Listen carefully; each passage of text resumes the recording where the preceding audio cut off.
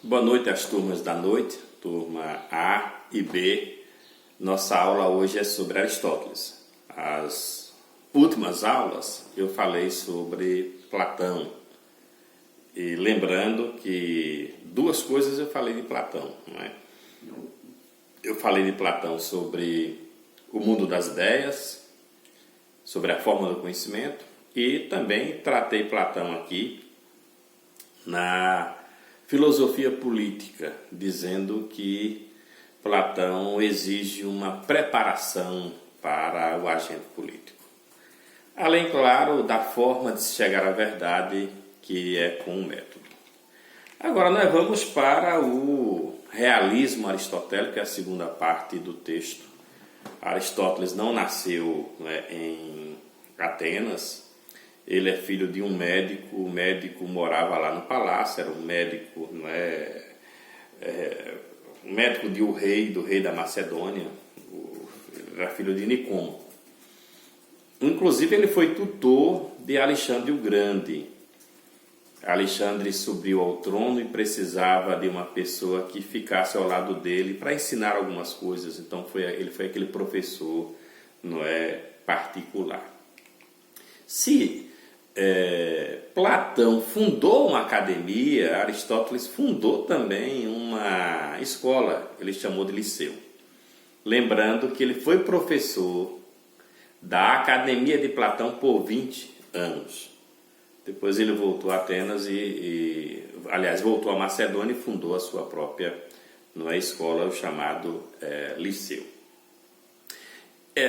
Aristóteles, quando estava em Atenas, viu a democracia ateniense entrar em ruína e viu também ter Atenas perdido o seu brilho devido à presença de muitos políticos demagogos, aqueles políticos que foram bons alunos dos professores sofistas.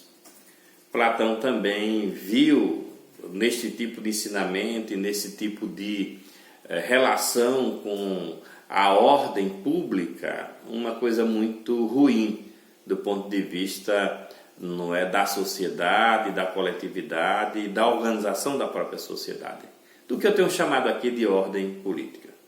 Portanto, Aristóteles, não Platão, estava falando de Platão, me enganei aqui, peço desculpas. O Aristóteles, ao perceber essa face decadente de Atenas, ele resolve empreender uma filosofia política, uma proposta política. Também, Platão já tinha feito isso.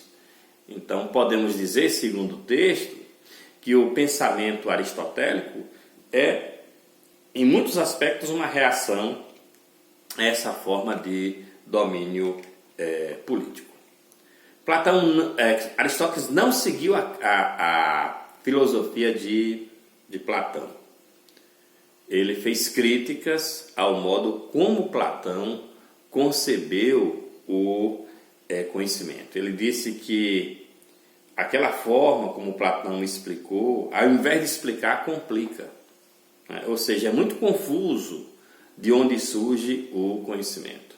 O texto de vocês tem uma citação que eu vou ler aqui, peço licença para ler textualmente essa citação, porque não é um elemento importante da filosofia de Aristóteles. Então tem uma crítica a Platão. O texto diz o seguinte, isso são palavras de Aristóteles. Quanto a dizer que as ideias são os paradigmas e que as outras coisas participam delas, isso não passa do uso de palavras destituídas de sentido e de metáforas poéticas. Onde então se trabalha com os olhos fixos nas ideias? Pode acontecer com efeito que algum ser exista e se torne semelhante a esse outro, sem que por isso tenha sido modelado a partir desse outro. O que Platão diz? Platão diz que não tem, o que Aristóteles diz? Aristóteles diz que não tem um modelo fixo. Ou seja, que se tem duas coisas semelhantes ou duas coisas iguais, essas coisas são coincidências, elas não partem de um modelo fixo. Por exemplo, se tem uma cadeira aqui, tem uma cadeira na China, a pessoa que criou a cadeira da China, ela criou porque ela imaginou algo para sentar. Como também a pessoa que criou a cadeira aqui, ela fez da mesma forma. Ela não precisou do modelo chinês, nem tampouco o chinês precisou do modelo aqui brasileiro. Portanto, é pura coincidência. Outro exemplo, nós vamos ter pirâmides no Egito e pirâmides no México. Para Aristóteles, alguém lá pensou em criar um tipo de habitação que pudesse sepultar os mortos no Egito e fez daquela forma. No México, na América Central, também nós tivemos habitações que tinham uma forma de pirâmides. Não é que um olhou para o outro, ou seja, não é um modelo fixo. É pura coincidência. Então, Platão, aliás, Aristóteles, estou sempre confundindo aqui com Platão, né, mas peço desculpas mais uma vez. Aristóteles, ele não concorda com a ideia de um mundo de ideias onde essas ideias ou esses conceitos são fixos. E aqui eu volto a repetir aquela frase que eu pedi para vocês anotarem. Eu pedi para vocês anotarem que o conceito das coisas está dentro das coisas para Platão. Para Aristóteles, o conceito das coisas está fora das coisas. Ou seja, não é o que Aristóteles está dizendo, é que para que as coisas existam, alguém precisa criá-las. E depois que essa coisa é criada, aí o conceito ele vai existir. Portanto, é diferente, certo, a forma de entendimento dos conceitos. O grupo que vai trabalhar o empirismo vai perceber que Aristóteles é muito próximo ao empirismo, porque ele vai dizer que, né, a partir das experiências, do uso, né, dos sentidos, é que os conceitos ou as coisas elas vão aparecendo. A origem da filosofia é um tópico aí do texto de vocês. Nós já discutimos no primeiro texto, quando eu tratei do conceito de filosofia. Tem uma palavra no primeiro texto que é tauma, que significa admiração. Nesse texto, pathos, né? P-A-T-H-O-S, pathos, espanto. E eu disse para vocês que a filosofia nasce do espanto, ou seja, a partir do momento em que um fenômeno ocorre e que alguém se espanta, que alguém pergunta por que isso, não é? Para que isso? Eu até coloquei essas palavrinhas no quadro. A partir dessa estrutura de perguntas, e claro, se você se admira e vai buscar a resposta, portanto, a filosofia acontece. Então, Platão, aliás, Aristóteles vai dizer que a filosofia ela é o espanto e parte desse espantos. A causa do ser. Aristóteles diz todo ser ou todas as coisas, para que a gente possa saber o que é preciso passar, não é, por 4 causas. Ou seja, é preciso perguntar o seu porquê. E também, no texto passado, eu trabalhei com vocês essas 4 causas. Vocês lembram delas? Primeira causa, a causa material. De que as coisas são feitas? Lembra da cadeira? Não é?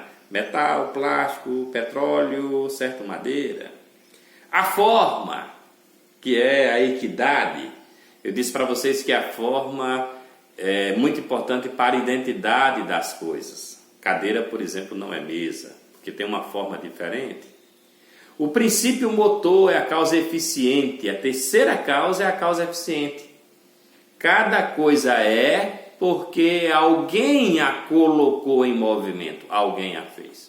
E tem a quarta causa, que acho que vocês lembram desta quarta causa, que é a causa final. Cada coisa é feita para alguma coisa.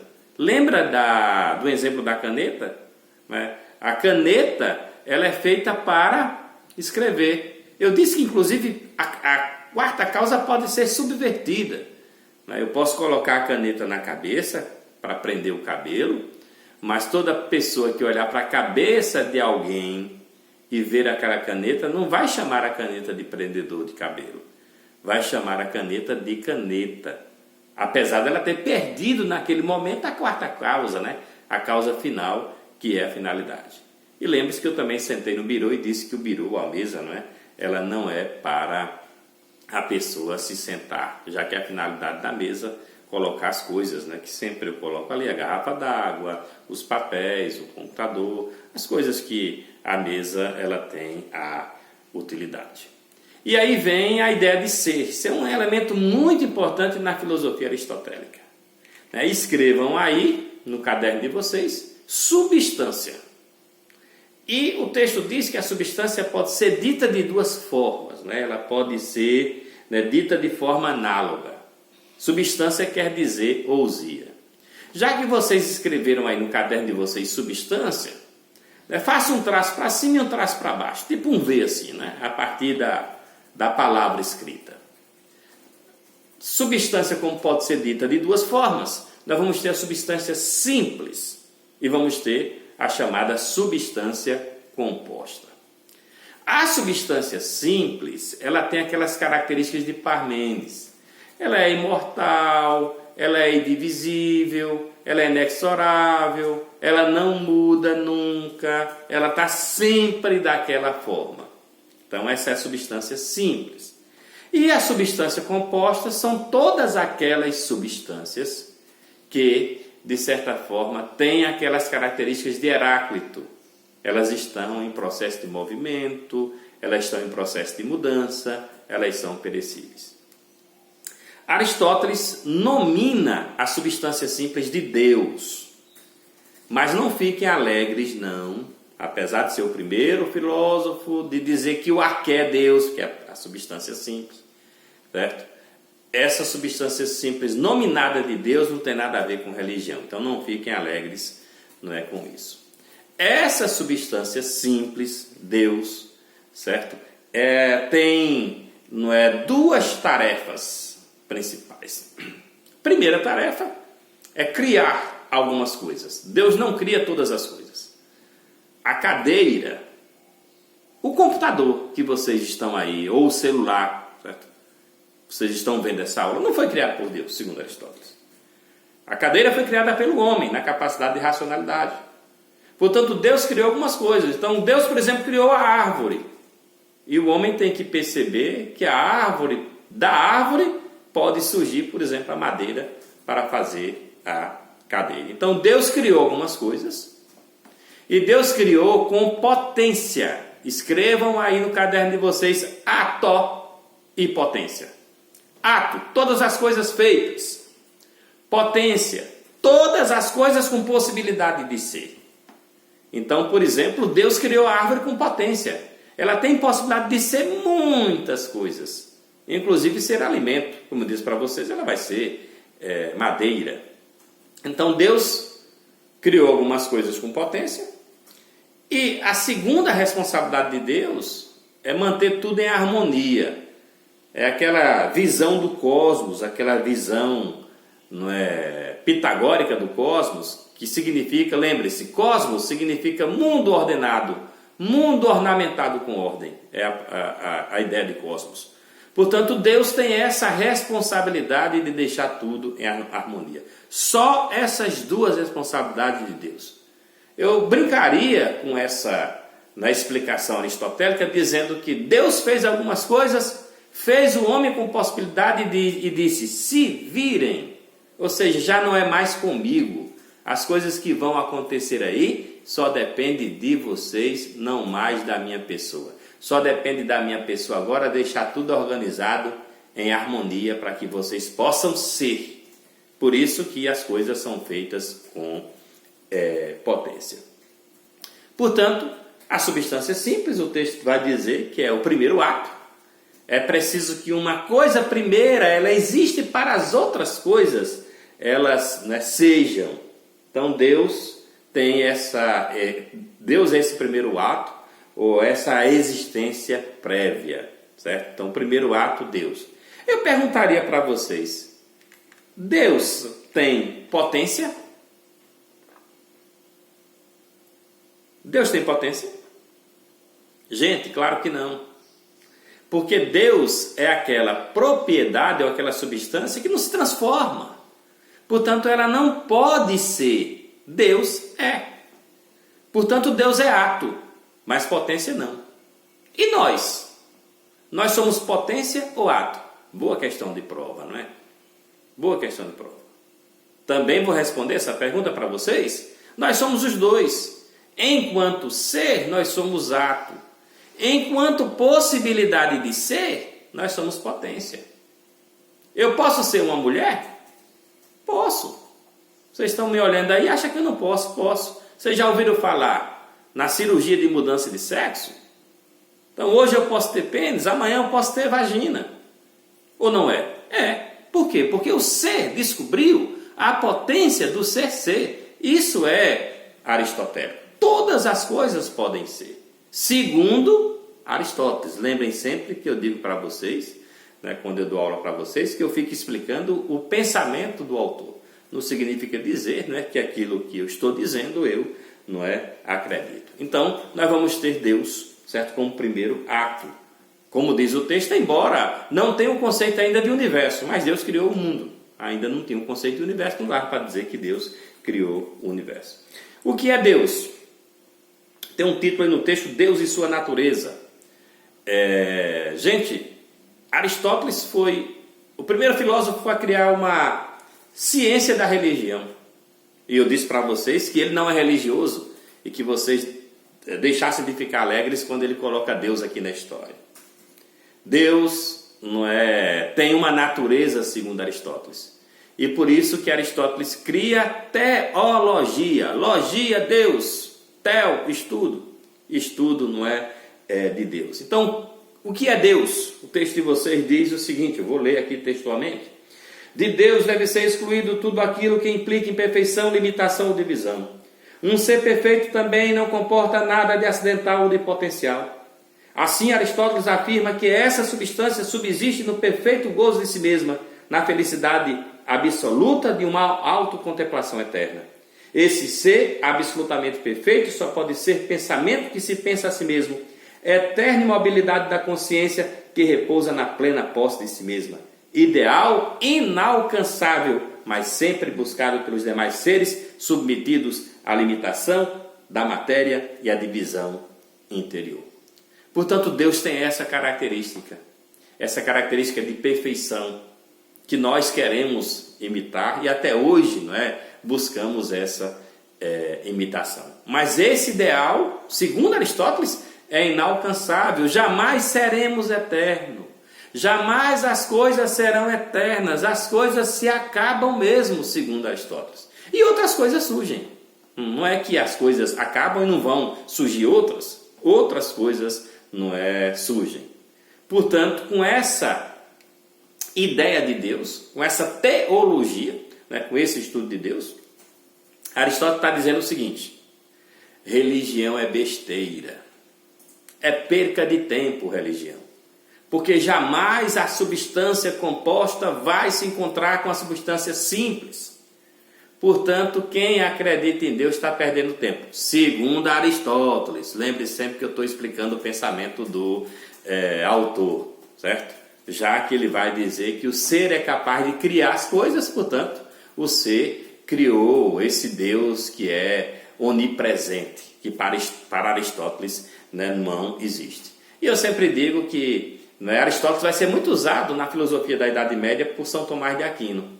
Mas essa parte do livro de Aristóteles que diz que religião é perca de tempo vai estar colada, ou então vai estar com veneno para ninguém ler.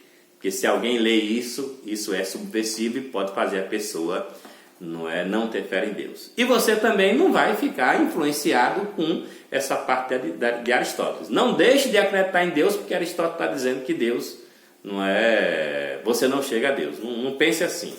Estamos apenas explicando o que Aristóteles diz de Deus. Que ninguém vai perder a fé e ninguém vai perder o prumo por conta da filosofia. A filosofia é esse campo aberto, ele está ali se a pessoa quiser acreditar, bem, se não, não. O que importa aqui é a gente saber qual a importância desse filósofo para a estrutura do conhecimento. Aristóteles dividiu o conhecimento em várias áreas do saber. Se hoje a gente tem biologia, matemática, física, química, português, história, zoologia, se a gente tem um ensino desse jeito, sabe quem fez isso? Foi ele. Ele pegou o conhecimento e dividiu em áreas. Então, Então é isso que a gente tem que compreender e entender de um filósofo como esse, que deixa um legado muito importante. A segunda parte aqui do texto de Aristóteles tem até um título, vocês vão perceber aí no texto: o homem como animal político. Significa dizer que ele se preocupou, como eu comecei aqui a videoaula, essa aula que eu estou dando a partir desse vídeo, dizendo que ele se preocupou e teve uma proposta política, porque ele viu uma decadência lá em Atenas. Então ele quer mudar a forma de estabelecer o Estado. Ele quer levar para o Estado o que ele chama de natureza. Olha, na Physis nós estudamos aqui que existem leis naturais que não se modificam nunca. Elas são imóveis, são iguais às leis que Parmênides coloca, não é, na sua filosofia. Portanto, Aristóteles diz, né, que depois de analisar várias cidades-estados gregas, ele percebe, não é, e estabelece uma proposta, não é, de elaboração e de continuidade, digamos assim, do Estado. Como o homem, digamos assim, deve ter uma natureza, e a natureza também tem leis que são eternas e imutáveis, o Estado deve também ter essas leis. Ou seja, o que o Aristóteles quer? Ele quer um Estado que não modifique as suas estratégias e as suas ações. Acho que já falei isso para vocês, né? Aqui, infelizmente, e aliás, em todos os lugares, essa ideia de Aristóteles é uma ideia que nós, né, entendemos como ideia importante, que deveria ser seguida, mas não é. Toda eleição tem plano de governo, ou seja, não existe política de Estado. O que Aristóteles está dizendo é que se houver uma natureza do Estado, ou se houver uma política do Estado, os governantes, sejam de A ou de B, eles não modificam a estratégia. Ou seja, não tem plano de governo, porque o Estado já está lá com as suas políticas fixas. Não muda. Se utiliza-se um conceito de justiça epistêmico, essa justiça a ser aplicada à população, ela vai ser aplicada da mesma forma, seja de grupo A ou de grupo B, seja de esquerda ou seja de direita, né? Já que a gente está falando tanto disso, não é, na atualidade. Então, o que Aristóteles quer no Estado é algo fixo, é uma natureza ou princípios que jamais eles se modificarão. Mas esses princípios vêm de onde? Aí Aristóteles vai dizer que não tem outra ciência que não seja a filosofia para enunciar os fundamentos da ordem política. E aí, claro, nós teríamos um Estado, né, com natureza fixa. Vou passar para vocês agora um vídeo